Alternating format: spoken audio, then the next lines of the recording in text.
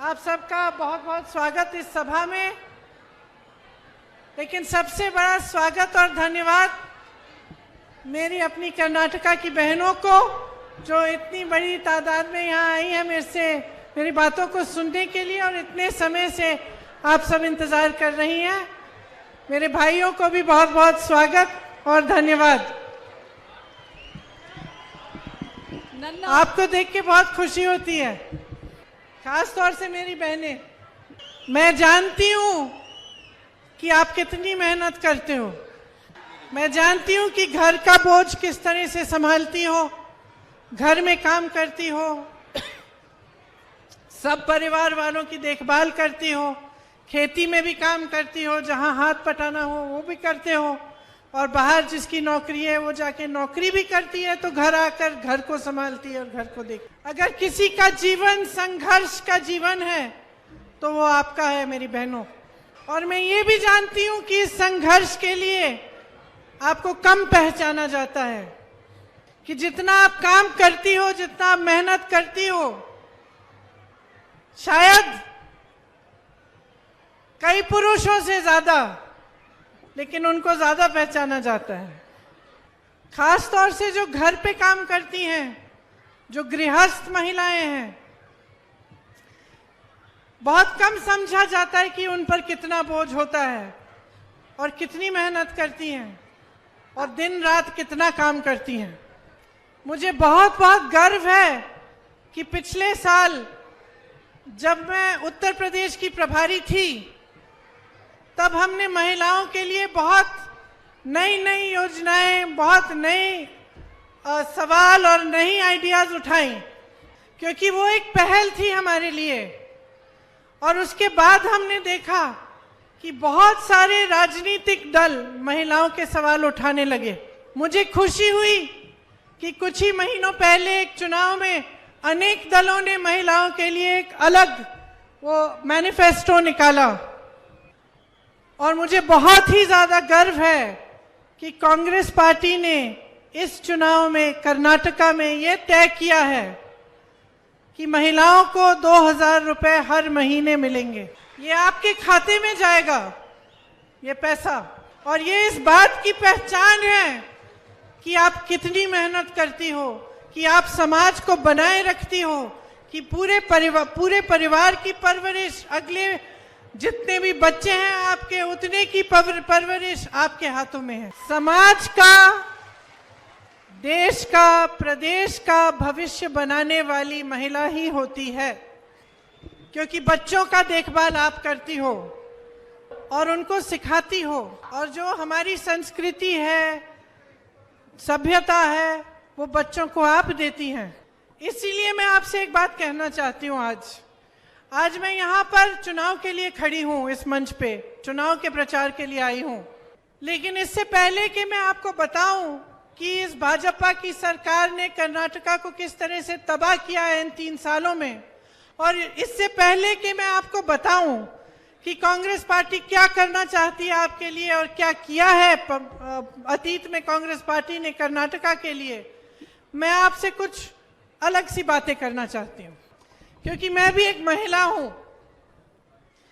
मेरे भी बच्चे हैं, मैं भी उनका भविष्य बनाना चाहती हूं।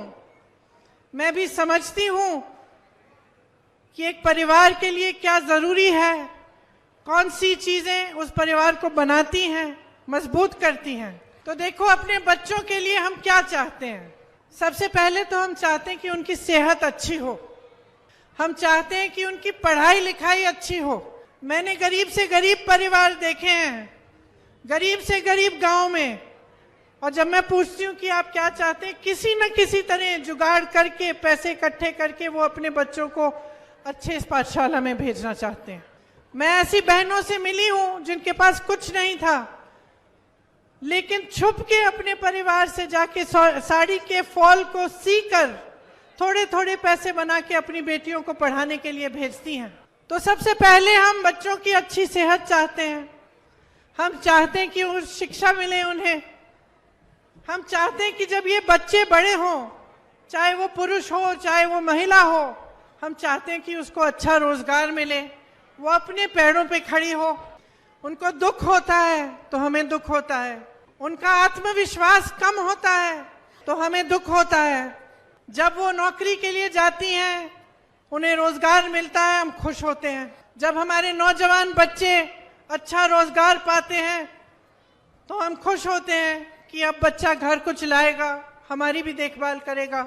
और अगर हम मेहनत करते हैं, चाहे हम महिला हो पुरुष हो, अगर हम घर पे मेहनत करते हैं या खेतियों में करते हैं या बाहर जाके जॉब लेके करते हैं, कुछ भी करते हैं, तो हम इसी नजरिए से करते हैं कि हम अपने परिवार को मजबूत बनाएंगे, हम अपने बच्चों को बड़ा करके उनके लिए अच्छे अच्छे भविष्य की उम्मीद रखेंगे।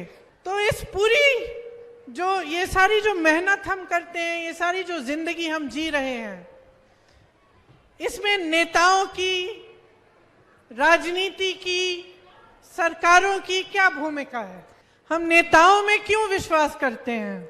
मैं यहाँ खड़ी हूँ, पहली बार आप मुझे मिल रहे हैं, मेरी बातें सुन रहे हैं, मुझ में विश्वास क्यों है? क्योंकि आप कांग्रेस में विश्वास करते हैं और कहा कि इंदिरा गांधी जी का नाम लिया क्योंकि आपने नेताओं में पहले विश्वास किया और कुछ ऐसे नेता थे जिन्होंने आपका विश्वास नहीं तोड़ा। जैसे इंदिरा जी का नाम लिया, आप सब इंदिरा जी को जानते थे, आपने देखा सुना उनके बारे में, क्या खासियत थी उनमें? ये खासियत थी कि आपका विश्वास कभी नहीं तोड़ा। तो आज अगर आपको मुझ में विश्वास है तो इसमें मेरा कोई श्रेय नहीं है, इसमें इंदिरा जी का श्रेय है, कांग्रेस पार्टी के नेताओं का श्रेय है, कुछ राजीव जी का है, कुछ सोनिया जी का है, कुछ उन सारे नेताओं का है जिन्होंने आपके लिए सचमुच काम किया। तो जब मैंने आपसे पूछा कि एक नेता की, एक राजनीतिक दल की क्या भूमिका होती है आपके जीवन में और आपके बच्चों के भविष्य को बनाने में, तो मैं यही कहना चाह रही थी कि एक बहुत बड़ी भूमिका होती है।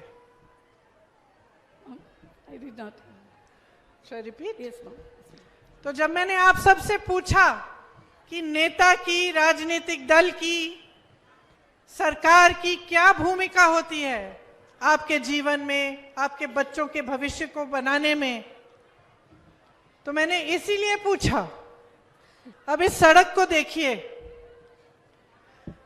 अगर कोई किसी गांव में बीमार है और आपको अस्पताल ले जाना है, आप कोई अस्पताल नहीं है, कोई अच्छी सड़क नहीं है, अगर अस्पताल है तो अच्छा डॉक्टर नहीं है, तो आप क्या करेंगे?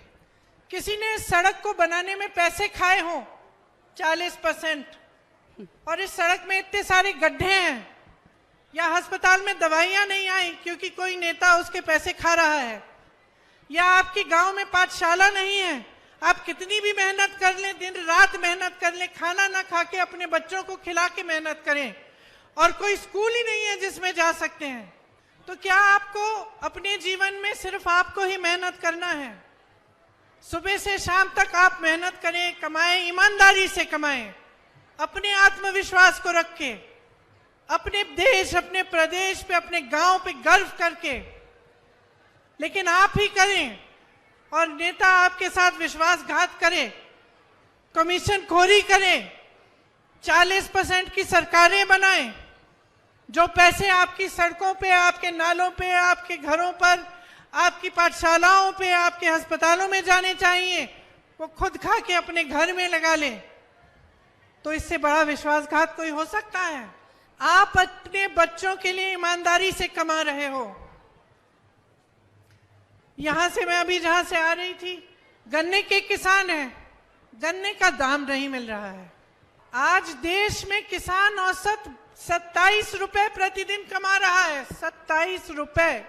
आपने बहुत भरोसा करके सरकारें चुनी, विश्वास करके नेताओं को चुना, आज वो नेता कितने हजारों करोड़ कमा रहे हैं। आज प्रधानमंत्री के उद्योगपति मित्र अडानी जी, अडानी सारे देश के जितने भी पीएसयू हों, सबसे ज्यादा उन्होंने ही खरीदे हैं, उनको मिल गए हैं, दिए गए उन्हें। ये नौजवान बेरोजगार खड़े हैं, इनको रोजगार पीएसयू से मिलता है, लेकिन वो अडानी को दे दिए। वो एक आदमी एक दिन में 1600 करोड़ रुपए कमा रहा है, और आप देश के किसान कब तक इतनी मेहनत करते रहोगे, ईमानदारी से काम करते रहोगे, दिन रात मेहनत करते रहोगे और कोई आपका पैसा खा रहा होगा? आज आपके बेटे रोजगार के लिए जाते हैं तो हर चीज की कीमत है, हर पोस्ट की कीमत है। जूनियर इंजीनियर, असिस्टेंट इंजीनियर, कुछ भी हो, 30, 40, 50, 60 लाख का पोस्ट का फिक्स रेट है। आप सोचिए, इस सरकार ने कर्नाटका से 1.5 लाख करोड़ रुपए लूटे हैं। बहुत बड़े बड़े आंकड़े हैं, इतने बड़े हैं कि समझ में ही नहीं आता कितना पैसा होगा ये।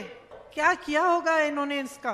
क्या अपने घरों में, अपने जीवन में इस्तेमाल किया? क्या किया इन्होंने इसका? और इस मंच पर खड़े हुए अपनी बहनों के चेहरे देख के मन में ये बात आती है कि क्या कर सकते थे ये लोग इतने पैसों का। अगर इनकी नीयत सही होती तो मैं बताऊं आपको, 1.5 लाख करोड़ रुपए की कर्नाटका में 100 एम्स के अस्पताल बन सकते थे, 187 ESI हॉस्पिटल बन सकते थे, आपके बच्चों की पढ़ाई के लिए 30,000 स्मार्ट क्लासरूम बन सकते थे, 30,000। 750 किलोमीटर लंबी मेट्रो बन सकती थी जैसे बेंगलुरु में है, 2,250 किलोमीटर की 6 लेन की एक्सप्रेसवेज बन सकती थी, गरीबों के लिए 30 लाख अफोर्डेबल घर बन सकते थे, बड़ोर गए, अफोर्डेबल हाउसिंग जिसको बोलते हैं। लेकिन लूटे गए ये पैसे, आपका भरोसा, आपका विश्वास लूटा गया। कर्नाटका की अपनी नंदिनी है, आप सब तो जानते होंगे उसके बारे में, उसको भी छीनने की कोशिश हो रही है।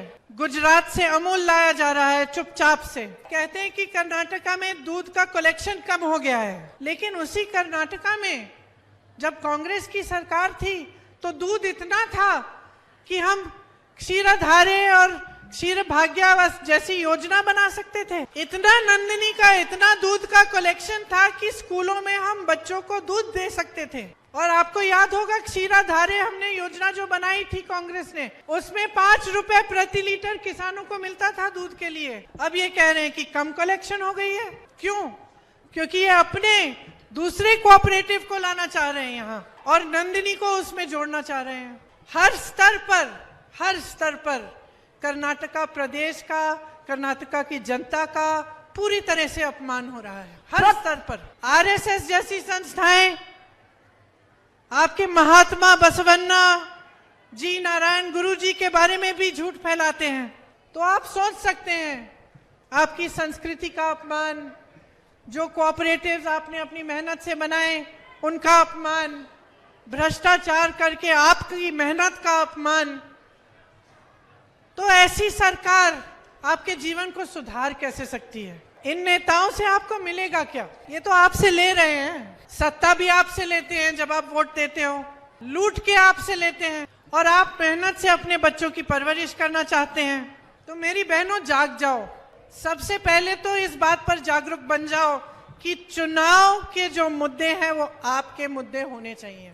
आपकी सड़कें कैसी हैं, आपके स्वास्थ्य के लिए क्या सुविधाएं हैं, बच्चों के स्वास्थ्य के लिए क्या सुविधाएं हैं, पाठशालाएं कैसी हैं, सड़कें कैसी हैं, रोजगार मिल रहा है कि नहीं, महंगाई पर रोक लग रही है कि नहीं, ये मुद्दे हैं। आपकी मेहनत का आदर हो रहा है कि नहीं, ನಿಮ್ಮ ಕಷ್ಟ ಪಡ್ತಿರಲ್ಲ ಅದಕ್ಕೆ ಗೌರವ ಸಿಗಬೇಕು। क्या ये सरकार आपके लिए दिन रात काम कर रही है कि नहीं? पहचानो उनको जो चुनाव के समय आपके सामने आते हैं और अपनी स्वार्थ साधने के लिए आपको एक दूसरे से लड़ाते हैं।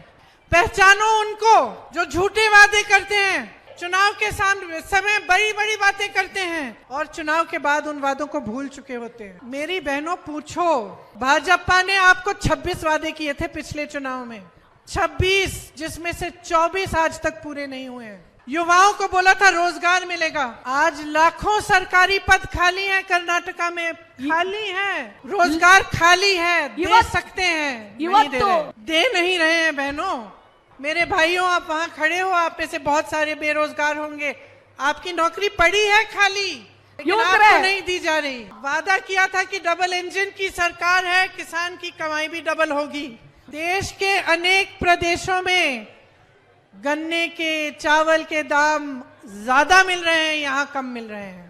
देखो, कांग्रेस की जो सरकारें हैं उन्होंने वादे किए, और उन वादों को निभाने का पूरा प्रयास किया। राजस्थान में सरकार बनी, किसानों का कर्जा माफ हुआ। छत्तीसगढ़ में सरकार बनी, कर्जा माफ हुआ। एमएसपी बढ़ाई गई, कई योजनाएं बनी इन प्रदेशों में। अभी हिमाचल प्रदेश में चुनाव हुआ, वादा किया कि पुरानी पेंशन स्कीम लागू करेंगे, लागू करनी शुरू हो गई है। आपको याद है कि जब कर्नाटका में कांग्रेस की सरकार थी तो अन्न भाग्य आपको मिला, पशु भाग्य मिला, कृषि भाग्य, आरोग्य भाग्य, विद्याश्री, इंदिरा कैंटीन, क्षीर भाग्य, अधिकार दिया। आपको कोई एहसान नहीं किया, आप ही का अधिकार था, आप ही का हक था, और आज भी आपका हक। आज भी कोई भी सरकार आए तो आपका अधिकार है कि आपके लिए दिन रात वो नेता काम। कांग्रेस पार्टी इन पदों को भरेगी, आपको रोजगार देगी। एक बात पूछूं, जब से भाजपा की सरकार आई है तो क्या आपके जीवन में तरक्की आई है? महंगाई बढ़ी है कि घटी है? और मुश्किल हुई ना, पहले से हुई।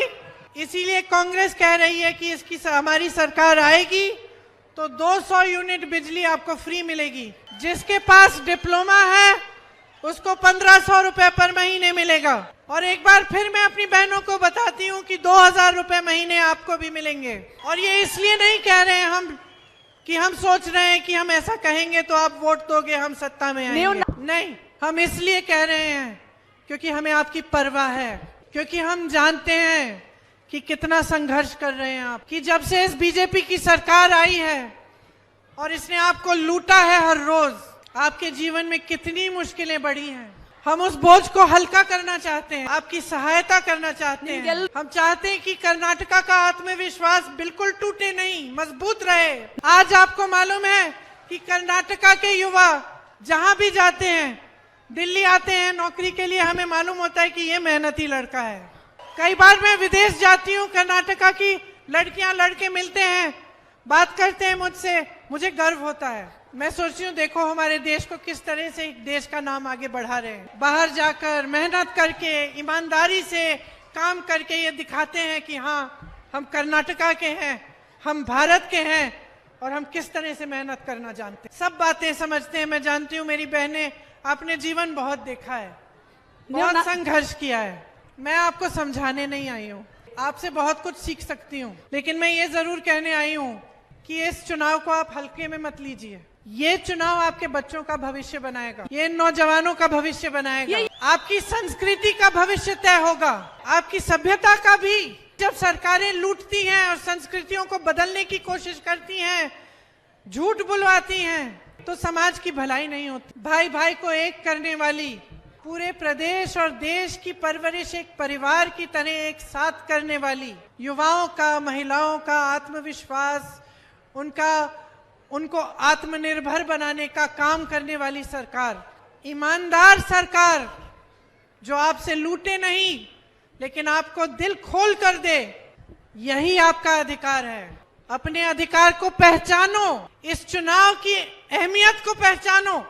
एक नेता की बातों में मत पड़ो, अपने अनुभव पर देखो चलो। जीवन सुधरा नहीं है ना, महंगाई घटी नहीं है ना, विकास हुआ नहीं है ना। सरकार चुनो जो विकास लाए, जो नए पाठशालाएं, नई संस्थाएं खोले, नए अस्पताल खोले, नए आपके लिए आरोग्य भाग्य जैसे और क्षीरा भाग्य जैसे योजनाएं बनाए।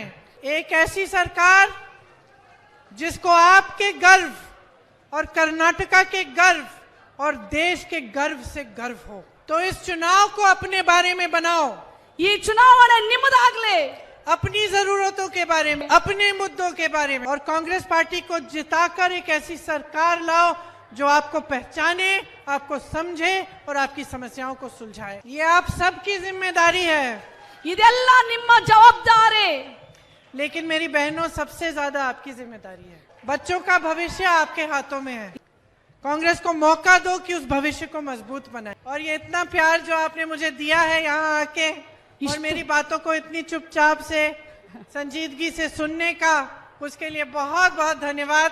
आपके प्यार को हम काम में बदल के दिखाएंगे। हम आपके लिए काम करके, कर्नाटका को मजबूत बना के, यहाँ के विकास को करके ये प्यार आपका लौटाएंगे। ಈ ಪ್ರೀತಿಯನ್ನ ನಾನು मेरे साथ कहिए, जय कर्नाटका, जय कर्नाटका, जय कर्नाटका।